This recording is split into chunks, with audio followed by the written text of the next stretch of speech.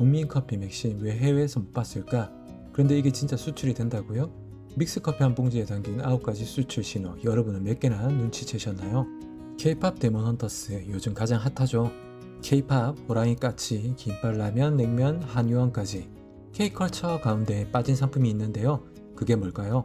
바로 K 국민커피 맥심 카누 아닐까요? 영상을 보시면 바로 이런 생각이 드실지도 모르겠네요. 맥심 커피 맛있고 좋은 건 다 알죠. 그런데 맥심 카누 커피는 수출 못하잖아요. K 국민커피 맥심이 수출을 한다면요. 믹스커피 한 봉지에 담긴 비밀, 동서의 수출 신호 9가지 지금 바로 확인해 보시죠. 1. 조직도 변화, 동서그룹 3세 김종희 부사장 산하 변경. 2025년 동서조직도에서 가장 눈에 띄는 건 동서그룹 3세 김종희 부사장 예하 담당 부서가 변경되었다는 점입니다. 단순한 포지션 하나 변경된 거 아니냐고요? 아니죠. 2024년까지만 해도 김종희 부사장 밑에 경영지원 총괄 및 담당만 있었거든요. 근데 올해 조직표를 보면 구매 총괄, 구매 담당, 수출 담당 이렇게 삼각축이 김종희 부사장 아래로 들어왔습니다. 회사에서 조직생활 해보신 분들이라면 아시죠? 조직 변경 허투루 하는 경우 없잖아요. 이건 명확한 시그널입니다.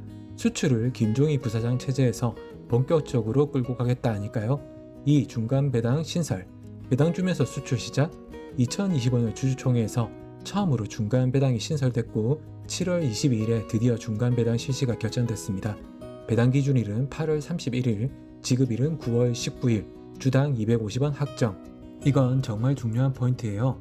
동서는 무려 29년간 배당을 꾸준히 늘려온 국내의 배당 항대주인데요. 그런데 처음으로 중간 배당을 도입했고 확정 지었어요. 기업 입장에서 이건 우리 돈 많이 벌 테니 믿고 지켜봐라는 메시지와 같은 거죠. 3. 케이콘 2025 참가, 티아로마가 아니라 카누 부스로 등장. 8월 1일부터 3일까지 LA에서 열리는 케이콘 2025에 동서의 브랜드 티아로마가 참가한다고 발표했죠. 이번 참여는 첫 참석인데요. 그런데 정작 부스 이름은 카누입니다. 여러분이라면 LA의 K-팝 문화의 최대 축제인 케이콘에 내수만 할 건데 미국 사람들한테 카누 커피를 홍보할 필요가 있을까요? 이건 브랜드 전략이 바뀌었다는 걸 보여주는 결정적인 힌트겠죠. 티아로마는 동서의 북미 유통 독점권을 가진 관계사이고 인지도가 전혀 없는 회사죠. 그런 티아로마가 카누 브랜드로 마케팅하겠다는 방향. 심지어 소개 문구는 이렇게 나옵니다. Experience the rich, bold flavors of our specialty coffees. 이건 단순한 홍보가 아니라 판매 목적이 명확한 세일즈 문구입니다. 4. 특이한 수출권 발생, 파나마, 캐나다로 수출. 2024년 12월 31일 파나마 제조국으로 선뜻된 한 건 발견, 물론 단 한 건 이후 추가 발생되진 않았습니다. 2025년 7월에는 캐나다로 약 98톤, 총 4건의 커피 프리마 수출이 확인됐습니다. 그중 한 건은 수입기업 이름이 Not Available로 처리됐습니다. 수입기업이 NA로 처리된 수출건은 처음 확인됐는데요. NDA 조건일 가능성이 있지 않을까 추정 중입니다. 프리마는 동서에서 공식적으로 수출 중인 품목이죠. 그런데 아시아나 러시아도 아니고 캐나다라뇨. 참고로 믹스커피에 있어 핵심 재료는 프리마라는 사실 알고 계시죠? 만약 동서가 캐나다의 현지 OEM을 위해 금번 98톤을 수출한 거라면요. 단순 테스트 수출일 수도 있지만 이 정도 중량이면 그냥 맛보기로 보기는 어렵지 않을까요? 5. 무형자산 2배 증가 더하기 ERP 전환, 수출 시스템 완비. 2024년 동서의 무형자산이 62억 원까지 증가했습니다. 과거 10년간 19에서 32억 원 사이였던 걸 보면 2배 이상이죠. 이유는 단 하나, SAP ERP 하나 2024 시스템 업데이트 때문입니다. 레노버 공식 자료에 따르면 동서식품 CIO가 직접 말합니다. 하나 시스템 전환은 글로벌 수출을 위한 준비였다.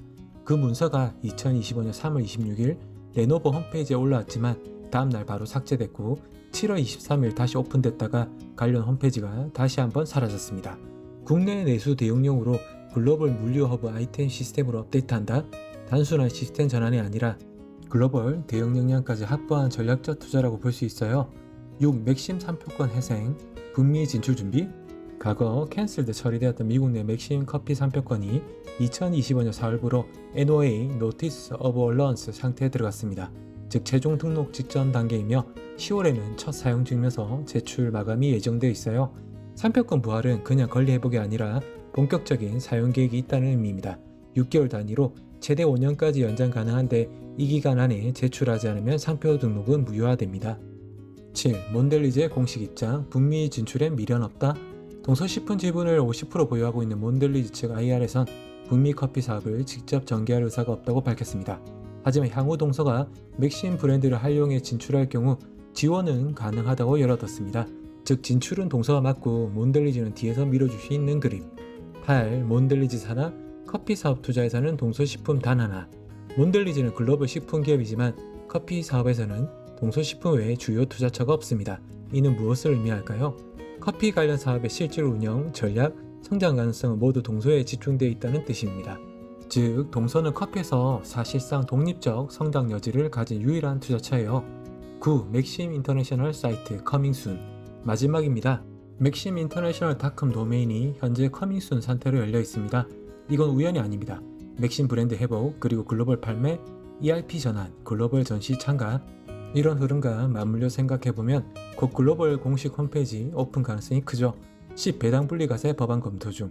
동서의 최대 주주 지분율은 무려 67.75%이고 그중 김종희 부사장의 지분율은 14.59%인데요. 현재 여당과 정부를 중심으로 배당 분리과세 법안이 검토 중인데 일부 혜택이 축소될 수는 있으나 시행은 100% 될 것 같은데요. 최대 주주와 개인 주주 모두에게 유리한 법안이니 통과 시 동서의 배당 지급률이 더 확대될 것으로 판단됩니다. 정리해볼게요. 조직도 변경, 첫 중간 배당 실시, 한우 부스로 글로벌 홍보, 예상치 못한 수출권 발생, 쌉 전환 더하기 무형자산 2배 증가, 맥신 상표권 부활, 몬델리지의 북미 커피 사업 무관심과 맥신 지지의사, 국제 홈페이지 대기 중. 이게 지금 동서식품이 보여주고 있는 맥심 수출 9가지 신호입니다. 여러분께 드리는 질문. 맥심이 진짜 해외로 나갈까요?